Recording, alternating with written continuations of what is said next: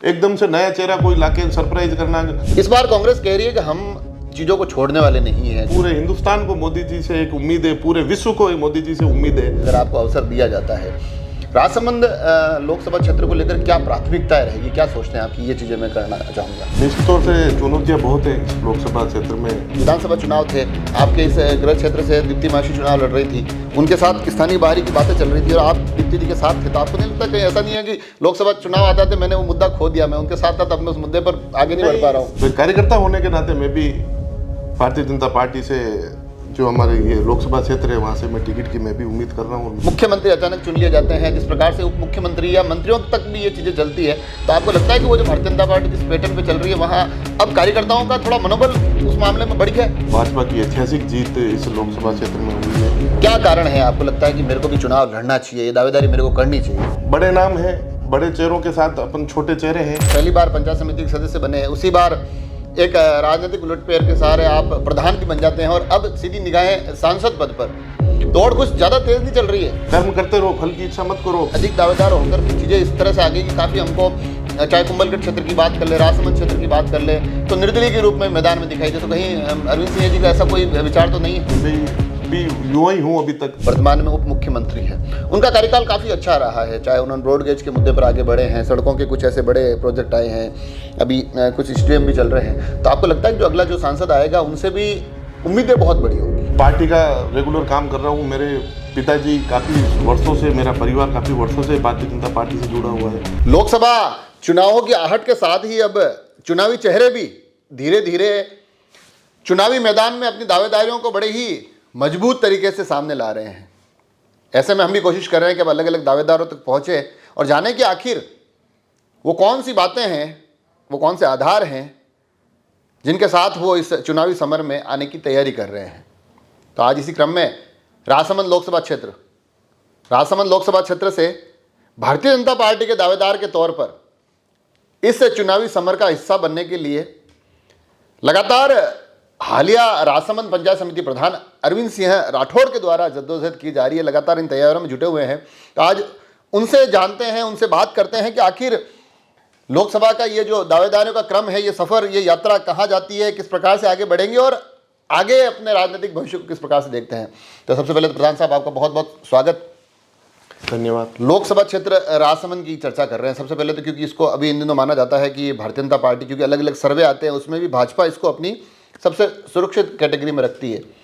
तो आपको लगता है कि, पहली बात तो मैं यहीं से शुरू करूंगा, कि भारतीय जनता पार्टी के दावेदारों के लिए ये एक ऐसा मैदान है जहां चीज़ें भाजपा के पक्ष में ज़्यादा है? जी बिल्कुल। पिछले 2 टर्म से अपन देखेंगे 14 और 18, तो भाजपा की ऐतिहासिक जीत इस लोकसभा क्षेत्र में हुई है। पिछले चुनाव की बात करें तो 5.5 लाख वोटों से भारतीय जनता पार्टी के सांसद यहाँ से विजय हुए थे। तो ये जो लोकसभा क्षेत्र है इसमें निश्चित तौर से भारतीय जनता पार्टी बहुत मजबूत है।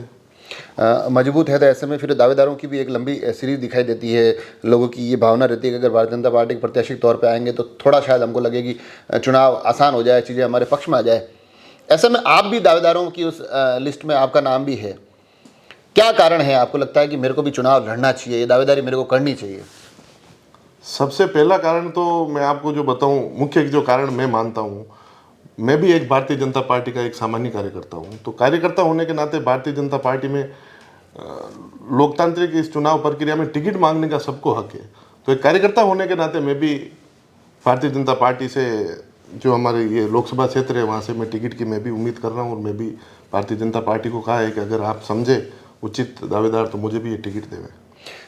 जो दावेदारियों के राजसमंद लोकसभा क्षेत्र से अब नाम आ रहे हैं उसमें कई राजस्थान की राजनीति के कद्दावर चेहरों के रूप में नाम आते हैं। राजेंद्र सिंह राठौड़ का नाम सुर्खियों में चल रहा है।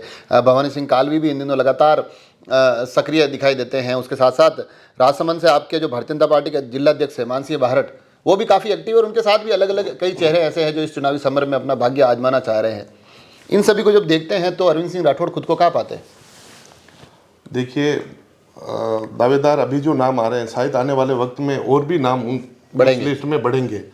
तो बड़े नाम हैं, बड़े चेहरों के साथ अपन छोटे चेहरे हैं। एक राजसमंद पंचायत समिति हेडक्वार्टर, जो राजसमंद जिले का हेडक्वार्टर है, वहाँ का अभी मैं वर्तमान में प्रधान भी हूँ। तो प्रधान होने के नाते भी मैं क्षेत्र में जाता हूँ। हालांकि ये क्षेत्र बहुत बड़ा है, लेकिन फिर भी जो ये विधानसभा हो गई या राजस्थान जिला हो गया, लगभग उसमें जाने का काम पड़ता है, तो सबसे परिचित है, लोगों में जाते हैं, नीचे लेवल के लोगों में, कार्यकर्ताओं में जाते हैं, कुछ सालों से पार्टी का काम कर रहे हैं, तो एक बस उसी के नाते ऐसा लगता है कि भाई बड़े बड़े चेहरों के बीच में भी, और जिस तरीके की अभी बीजेपी में जो मोदी जी के उस इंडिया के जो विज़न है 2047 तक भारत विकसित राष्ट्र कैसे बने, उसके तहत जो आजकल की जो राजनीति है अभी जो चल रही है बीजेपी की, उसमें मैं भी कहीं ना कहीं अपने लिए, जैसे मोदी जी एक सामान्य कार्यकर्ता को अगर जो पहली बार जीत के उनको अगर सीएम बना सकते हैं, तो इससे भारतीय जनता पार्टी के कार्यकर्ताओं की जिज्ञासा और बढ़ गई है। कोई भी कहीं भी पिछले पंक्ति में बैठा हुआ व्यक्ति भी अपने आप को ये समझ सकता है कि मुझे भी पार्टी अगर कहीं ना कहीं कुछ ना कुछ उचित मौका जरूर देगी, तो एक सबके मन में जिज्ञासा बढ़ी है। इसी माहौल को देखते हुए मेरे मन में भी एक जिज्ञासा है, टिकट देना नहीं देना वो सब पार्टी हाईकमान के हाथ में है। बड़ों चेहरों के बीच में मैं एक छोटा सा चेहरा भी हूँ जो कहीं ना कहीं ये मगर अब ऐसा नहीं लगता है कि आप पहली बार पंचायत समिति के सदस्य बने हैं, उसी बार एक राजनीतिक उलटफेर के सहारे आप प्रधान भी बन जाते हैं और अब सीधी निगाहें सांसद पद पर, दौड़ कुछ ज़्यादा तेज नहीं चल रही है? नहीं, दौड़ ज़्यादा तेज मैं नहीं मानता, क्योंकि स्थितियाँ ऐसी बन रही है।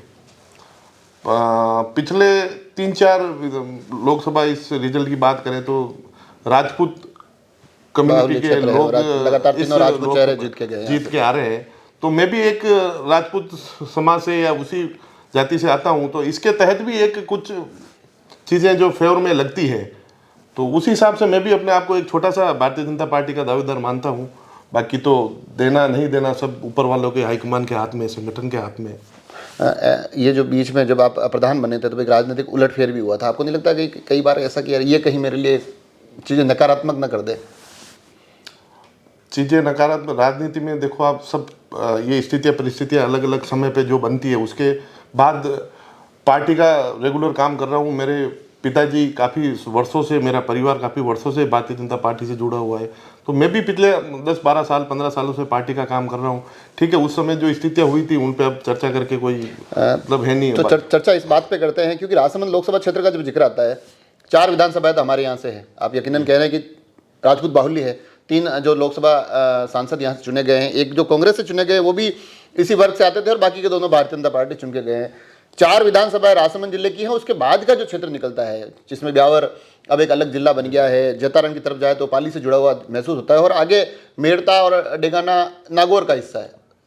ये इतने बड़े क्षेत्र में कैसे अपने आप को पहुँचाएंगे? निश्चित तौर से चुनौतियाँ बहुत हैं इस लोकसभा क्षेत्र में। दावेदारी करने से पहले ही ये सब चीज़ें ध्यान में रखनी पड़ती है। चुनौतियाँ हैं, लेकिन जिस तरीके से अभी बीजेपी की राजनीति चल रही है और पिछले कार्यकालों में, जैसे हमारे स्वर्गीय हरिओम सिंह जी राठौड़ सांसद थे यहाँ से, दिया कुमारी जी जो वर्तमान में उप मुख्यमंत्री है वो यहाँ से सांसद थी। निश्चित तौर से उन चेहरों की बात करें तो मैं एक बहुत ही सामान्य चेहरा हूँ, लेकिन भारतीय जनता पार्टी के कार्यकर्ता होने के नाते मेरे मन में इतना कॉन्फिडेंस है कि शायद आला कमान मेरी तरफ भी नजर ये जिस प्रकार से अभी अब कार्यकर्ता का आपने जिक्र, सामान्य कार्यकर्ता शब्द आपने 4-5 बार बोला तो मुझे याद आ गया, जिस प्रकार से मुख्यमंत्री अचानक चुन लिए जाते हैं, जिस प्रकार से उप मुख्यमंत्री या मंत्रियों तक भी ये चीज़ें चलती है, तो आपको लगता है कि वो जो भारतीय जनता पार्टी जिस पैटर्न पर चल रही है वहाँ अब कार्यकर्ताओं का थोड़ा मनोबल उस मामले में बढ़ गया है? जी, निश्चित तौर से बढ़ेगा मनोबल। जो युवा आज जो भारतीय जनता पार्टी में काम कर रहे हैं उनको मनोबल एक चरम सीमा पे, उनका मनोबल काफ़ी बढ़ गया है इन सब चीज़ों से। तो इसीलिए सबके मन में एक आशा है, विश्वास है, जिज्ञासा है कि भाई कभी ना कभी पार्टी हमें भी, आप सही उस कर्म की इच्छा मत, कर्म करते रहो, फल की इच्छा मत करो, पार्टी कभी ना कभी उचित समय पे आपको एक मौका जरूर देगी। तो उसी के तहत सब युवा पार्टी से जुड़े हुए, और मैं भी युवा ही हूँ अभी तक, तो इसीलिए पार्टी के लिए काम कर रहे हैं। और ये एक मौका है, लोकसभा सीट भी अभी खाली है और दावेदार तो नाम तो सुन ही रहे हैं, जैसा कि आपके माध्यम से भी सुन रहे हैं, पर यही सब चीज़ें देखते हुए मैं भी एक दावेदार के रूप में दावेदारी के रूप में कर रहे हैं। मगर कई बार ऐसी चीज़ें भी निकल के आती है कि राजसमंद जिले में जैसे अभी अगर हालिया विधानसभा चुनाव का आधार बनाए, कई दावेदार मैदान में थे, मगर आखिरी समय में अधिक दावेदार होकर फिर चीज़ें इस तरह से आ गई कि काफ़ी हमको, चाहे कुंभलगढ़ क्षेत्र की बात कर ले, राजसमंद क्षेत्र की बात कर ले, तो निर्दलीय के रूप में मैदान में दिखाई दे। तो कहीं अरविंद सिंह जी का ऐसा कोई विचार तो नहीं है? जी नहीं, बिल्कुल निर्दलीय की कोई इच्छा नहीं है दूर दूर तक। और इस समय जो भारतीय जनता पार्टी और मोदी जी के नाम पे जिस तरीके से लोग, देश की जनता जिस तरीके भारतीय जनता पार्टी को वोट करे, शायद निर्दलीय के बारे में तो पहले भी नहीं सोचा। और विधानसभा की स्थिति और लोकसभा की स्थितियों में कुछ फर्क रहता है।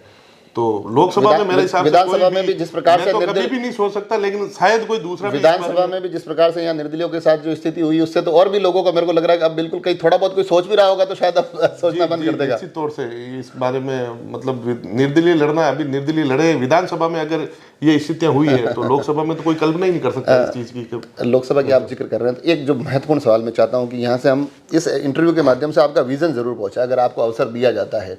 राजसमंद लोकसभा क्षेत्र को लेकर क्या प्राथमिकताएं रहेगी, क्या सोचते हैं आपकी, ये चीज़ें मैं करना चाहूँगा। देखिए, राजसमंद लोकसभा क्षेत्र की जो वैसे अभी एक महत्वपूर्ण मांग काफ़ी वर्षों से भारतीय जनता पार्टी इस लोकसभा क्षेत्र की चली आ रही थी कि रेलवे लाइन, ब्रॉडगेज लाइन की। तो ब्रॉडगेज लाइन का एक चरण में जो काम हुआ है वो काम अतिशीघ्र पूरा, अभी काम चल रहा है और अतिशीघ्र वो काम पूरा होके अगले चरण में हम इसको अजमेर तक या ब्यावर तक कैसे जोड़ पाएँ, ये प्राथमिकता का एक मुद्दा रहेगा। इसके अलावा राजसमंद विधान, ये जो क्षेत्र है लोकसभा क्षेत्र, ये काफ़ी एक लंबा क्षेत्र है। तो ये एक बेल्ट जो आता है, ये मेवाड़ का बेल्ट आता है, राजसमंद जिला, और उधर मारवाड़ क्षेत्र आ जाता है। तो एक दोनों की परंपराओं में, दोनों की बोली में, खान पीन में भी काफ़ी एक फर्क है। तो उस चीज़ से उन चीज़ों को कभी मतलब घुलनचल नहीं हो सकते। वो क्षेत्र एक अलग आ गया, राजसमंद जिला एक अलग वो आ गया। तो एक ऐसी कोई अपन नई वो स्टार्ट करेंगे जिससे दोनों क्षेत्रों का एक आपसी प्रेम, परस्पर प्रेम कैसे बढ़ सके, कोई सांस्कृतिक आयोजन या इस तरह के कोई ना कोई जिससे लोग जुड़ पाए, ऐसा भी एक कुछ नवाचार करेंगे जिससे दोनों क्षेत्र में जो ये छोटी सी दूरियां बढ़ती है, बोली चाली अलग है, पहनावा अलग है, लोगों को लगेगा कि हाँ ये हम एक लोकसभा क्षेत्र के निवासी, सांस्कृतिक मिलन जैसा आप कुछ, बिल्कुल ऐसा भी कुछ नवाचार करेंगे अगर पार्टी मौका देती है तो। पार्टी मौका देती है, आप अपनी प्राथमिकताएं बता रहे हैं, मगर इसके साथ साथ एक जिक्र ये भी करना जरूरी होता है, जो पहले यहाँ से सांसद थे दिया कुमारी जी, अब वर्तमान में उप मुख्यमंत्री हैं। उनका कार्यकाल काफ़ी अच्छा रहा है, चाहे उन्होंने ब्रॉडगेज के मुद्दे पर आगे बढ़े हैं, सड़कों के कुछ ऐसे बड़े प्रोजेक्ट आए हैं, अभी कुछ स्टेडियम भी चल रहे हैं। तो आपको लगता है कि जो अगला जो सांसद आएगा उनसे भी उम्मीदें बहुत बड़ी होगी? जी निश्चित तौर से उम्मीदें बहुत हैं और रहनी भी चाहिए। जिस तरीके से लोग इस लोकसभा क्षेत्र के जो मतदाता है, जो भारतीय जनता पार्टी को जिस तरीके से वोट देते हैं, निश्चित तौर से उनकी उम्मीदें बहुत ज़्यादा है। और मोदी जी को सिर्फ इस लोकसभा से नहीं, पूरे हिंदुस्तान को मोदी जी से एक उम्मीद है, पूरे विश्व को मोदी जी से उम्मीद है। तो सबकी उम्मीदों पे लगभग वो खरा उतर रहे, चाहे किसान वर्ग हो, युवा वर्ग हो, महिला वर्ग हो, सबके लिए उन्होंने कुछ ना कुछ किया है गरीबों के लिए।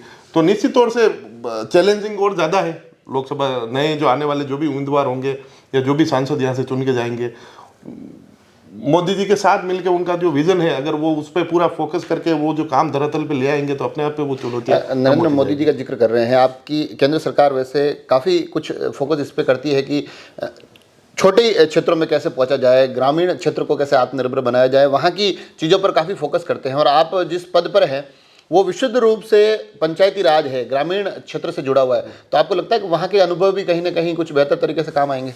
जी बिल्कुल, पंचायत राज जो आज पूरा एक ग्रामीण लेवल से जुड़ा हुआ है, इस लोकसभा क्षेत्र का एक बहुत बड़ा एरिया ग्रामीण इलाका लगता है। तो ग्रामीण इलाकों में कैसे अपन जा सकें और जो मोदी सरकार जी की, जो मोदी जी की जो योजना है उनको धरातल तक कैसे पहुंचा सके, गरीबों के लिए क्या कर सकते हैं, इसको करने का प्रयास करेंगे। ये एक विषय ये भी निकल कर आता है, हालांकि भारतीय जनता पार्टी से इतर विषय है। कांग्रेस इस बार पूरी कोशिश में लग रही है, क्योंकि भाजपा के लिए जो पिछले 2 चुनाव गए हैं उसमें 2014 में 25 से 25 सीटें जीती, 2019 में गठबंधन के बाद 25 से 25 सीटें जीती। तो इस बार कांग्रेस कह रही है कि हम चीज़ों को छोड़ने वाले नहीं हैं। जिस प्रकार से वो अलग अलग बड़े नेताओं के माध्यम से रणनीति बना रहे हैं, राहुल गांधी न्याय यात्रा निकाल रहे हैं, एक इंडिया अलायंस के तौर पर एक दूसरे से जुड़कर आ रहे हैं, तो आपको ऐसा नहीं लगा? मैंने हालांकि बीच में जिलाध्यक्ष हरी सिंह जी से बात भी की थी, वो कह रहे थे इस बार राजसमंद की राह भी इतनी आसान नहीं रहेगी। तो आपको लगता है कांग्रेस कहीं ना कहीं यहाँ मजबूत चुनौती देगी?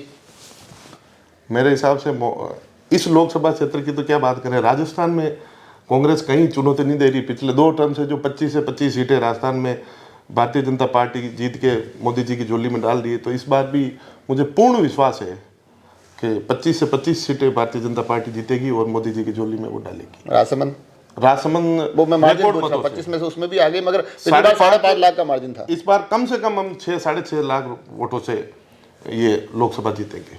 तो आखिर में मतलब चलते चलते मैं दर्शकों से ये चाहूँगा कि भाई, क्योंकि एक आपने कहा ना कि अब धीरे धीरे वातावरण ऐसा बन रहा है कि जिसमें प्रत्येक व्यक्ति को ऐसा लगता है कि हाँ, मेरे को भी एक बार अपने लिए अवसर तलाशने चाहिए। तो आखिर में मैं यही जानना चाहूँगा कि भारतीय जनता पार्टी इन दिनों जिस पैटर्न पे काम कर रही है, वहाँ अंतिम पंक्ति पे खड़ा हुआ कार्यकर्ता भी अपने लिए कितने अवसर देखता है? निश्चित तौर से अवसर बहुत सारे हैं। आप ईमानदारी से पार्टी के लिए काम करते रहे, आप पार्टी से जुड़े रहे। मतलब ये अवसर मैं आप यूँ आपके दृष्टिकोण से पूछ रहा हूँ, क्योंकि आप दावेदारी कर रहे हैं, तो आपको कितना लगता है कि हाँ, मेरे चांसेस इतने बन रहे हैं? देखिए, दावेदारी कर रहा हूँ मैं भारतीय जनता पार्टी की, वही वाली बात है, पार्टी का कार्यकर्ता होने के नाते मैं दावेदारी कर रहा हूँ। लेकिन संगठन सर्वोपरि है।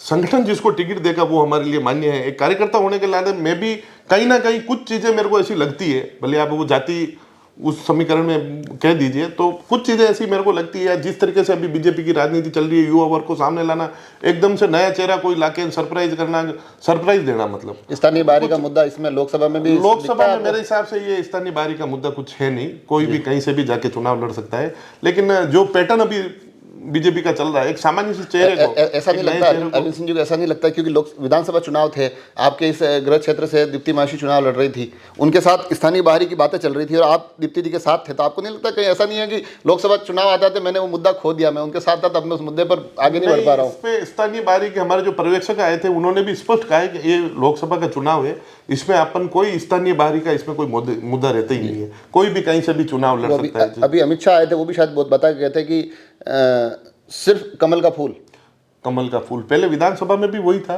और आज भी यही है कमल का फूल, और आगे भी यही रहेगा कमल का फूल। सिर्फ हमारा प्रत्याशी कोई नहीं है, हमारा प्रत्याशी कमल का फूल है और वही हमेशा रहेगा भारतीय जनता पार्टी का।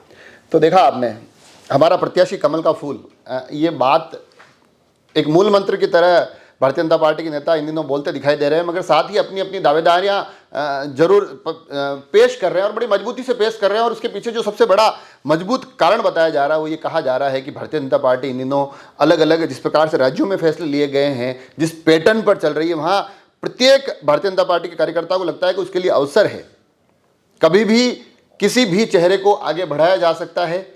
और ये एक ऐसा पक्ष है जो भारतीय जनता पार्टी के धरातल पर जुड़े हुए लोगों में एक अलग उत्साह बढ़ता है, उनको एक प्रोत्साहन देता है कि वो अपनी राजनीतिक भूमिका को आगे आकर और भी अलग तरीके से प्रस्तुत करें। तो उसमें ये दावेदारियों के क्रम भी चल रहे हैं, जिनमें हम न केवल दावेदारियों के कारण बल्कि कहीं ना कहीं अपने लोकसभा क्षेत्र के लिए उनके विजन तक भी पहुंचने की कोशिश कर रहे हैं। आज हमारे साथ भारतीय जनता पार्टी से राजसमंद लोकसभा की दावेदारी कर रहे राजसमंद पंचायत समिति के प्रधान अरविंद सिंह राठौड़ थे। अगले नए एपिसोड में किसी नए चेहरे के साथ उनकी बातें भी आप तक पहुंचाएंगे। आप सभी लोग जुड़े रहें राजसमंद एक्सप्रेस से। धन्यवाद।